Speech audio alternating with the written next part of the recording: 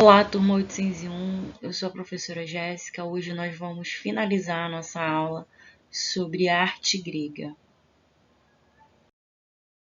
Bom, na última aula nós falamos um pouco sobre esse contexto político-social da arte grega.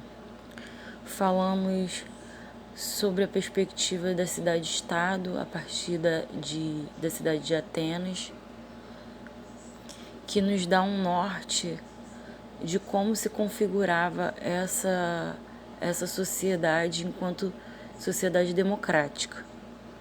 E isso até para que nós consigamos chegar até a contextualização dessa arte do aspecto social. Falamos sobre ócio criativo, que se configurava a questão da intelectualidade, o que vai nos remeter também a essa ideia impressa na arte, com o intuito de trazer essa perspectiva da inteligência dos deuses e de como se configurava também a política, né? Com a sua liderança, com os seus reis, que não eram vistos como deuses, mas sim como seres inteligentes e justos que trabalhavam em prol dessa sociedade. Vimos também sobre o tempo de paz, que traz principalmente toda essa questão conjunta do que já foi falado, sobre a idade do ouro, sobre um estado perfeito. E conhecemos que a partir desse período de democracia, de estado perfeito, vai se propiciar mentes também de intelectuais e filósofos, que vamos ver entre eles Péricles, né, de Atenas, que o seu discurso tão efetivo e tão intrínseco à realidade daquela sociedade, de tempos diferentes, tempos de paz e de democracia, Péricles vai trazer vai ser a configuração também desse século, por sua ação e eloquência como homem do Estado e como mentor de um projeto artístico, cultural e cívico. Bom, para finalizarmos esse momento de democracia e de arte grega clássica, período clássico, vamos só nos centrar um pouquinho mais sobre a questão religiosa e toda a perspectiva social dessa civilização. Onde vocês veem aí nesse primeiro tópico, os gregos não aceitavam dogmas, não tinham bíblias, não seguiam magias e não tinham o conceito de pecado, apenas acreditavam em mistérios, doutrinas que eram comunicadas aos iniciados.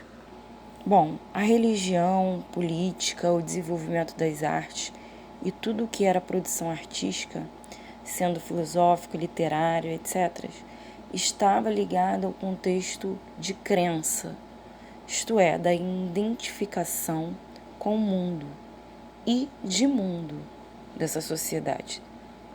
Sua arte tanto estava ligada à sua religiosidade quanto à política e às formas que esta civilização ia se desenvolvendo na sua mentalidade mitológica, na sua crença de seus deuses, que eram intrínsecas às suas expressões, tanto intelectuais, do pensamento, né, na fala e na produção concreta.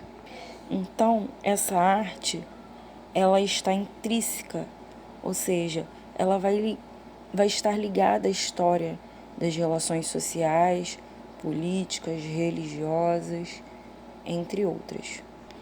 Para tanto, a religião estava no imaginário popular. Não se tratava de um fator individual, como em nossa sociedade, onde há diversidade de crenças religiosas. mas estava relacionada à essência, à construção cultural, identitária, o que podemos dizer como definidora das características daquela sociedade, sem restrição de pessoas, de seres, de pessoas que estavam naquela sociedade. Isso ou seja, a pessoa nascia com o mito. Era uma religião de Estado, ou pode-se dizer um fenômeno social. Esse era um dos traços de união de todas as polis. Como eles acreditavam em vários mitos, nós podemos distinguir essa questão como uma corrente, ou melhor, como um conjunto de correntes místicas. Cada crente, cada pessoa que praticava, que participava de determinada corrente mítica, era participante de ritos até que chegasse a um determinado ápice, que pode-se dizer uma passagem aí entre vários rituais até a chegada da cerimônia a um cerimonial sagrado, onde essa pessoa ia se deparar com os mistérios, antes não revelados a ela. Então, em meio a todo esse clima, né, de democracia, de prosperidade, a cultura e a arte vão florescer. Lembra que nós falamos sobre esse início a partir da guerra que Atenas vence contra os persas? Então, a cidade tinha sido destruída pelos persas durante essas guerras. E uma das características dessa cidade democrática, dessa polis que se transforma em tempos de paz, são as grandes obras, né, grandes trabalhos públicos de restauro e construção de muralha, de templos, o que oportuniza aí uma liberdade nas criações, nas produções, que vão também propiciar um enriquecimento. E depois vocês deem uma pesquisada sobre a Liga de Delos. Era uma associação das cidades-estados, onde ficava esse tesouro. E quando Péricles muda-se para Atenas, ele leva esse tesouro para lá, o que serviu para a reconstrução da cidade. E faz com que Atenas seja uma cidade polis-imperialista, com um poder assim, político, militar muito forte, que tinha uma imposição sobre as outras cidades. E esse aspecto de intelectualidade do próprio Péricles, né, atrai à cidade de Atenas muitos artistas talentosos, filósofos, intelectuais, que vão contribuir para esse desenvolvimento nas artes. Então, galera, como nós vimos, a partir desse desenvolvimento nas artes e essa alteridade, né, com outros povos, esse contato com esses outros povos, a partir dessa efervescência das artes, né, nas cidades gregas e na cidade de Atenas, com a reunião de influências de diversas tradições, como dos povos da Mesopotâmia, do Egito, de Creta, de Micenas, enfim. É uma reunião de diferentes elementos, né, da arte, do pensamento, da filosofia, vão dar novas possibilidades a essa sociedade ateniense. Mas esse momento de prosperidade, de idade do ouro, né, vai ser passageiro. Uma hora isso vai acabar. E aí viram as críticas a essa democracia e ao próprio governo de Péricles. E tudo isso vai propiciar o sentimento de ambição por parte de polis como Esparta, da sua liga de Peloponeso, que era a Associação das Cidades do Peloponeso, que era dirigida por Esparta, tal como a de Delos, que era por Atenas, lembram? Então isso fez com que rompesse uma guerra, a Guerra do Peloponeso. A cidade de Atenas foi destruída.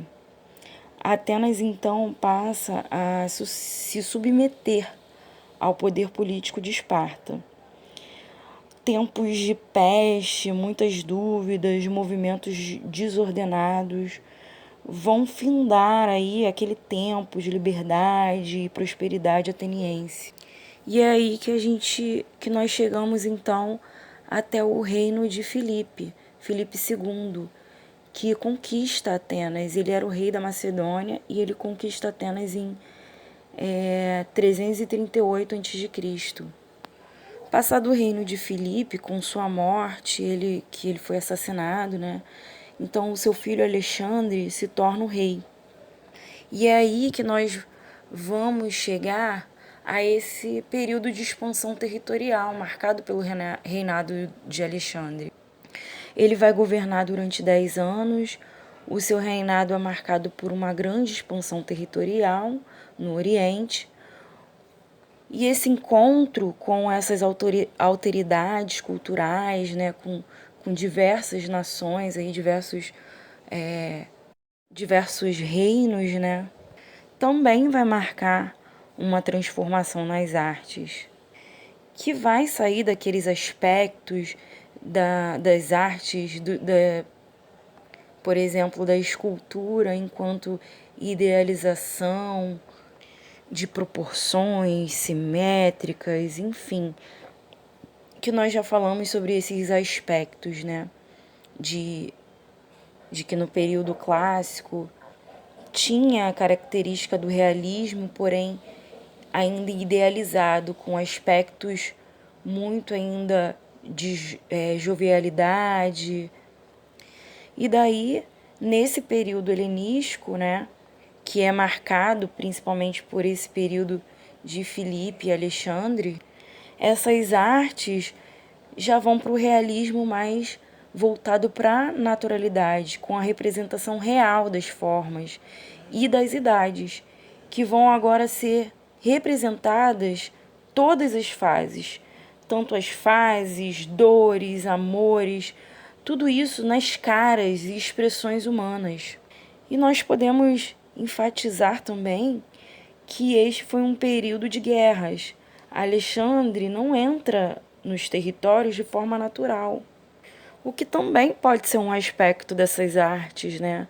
Por conta dessa tribulação, dessas dores e desse encontro também com amores durante a guerra. Tudo isso vai trazer característica para essa arte. Durante essas guerras havia muita resistência dos reinos, né? Teve que ter confronto para que os territórios fossem incorporados e tomados por essa nova alteridade e poderio grego.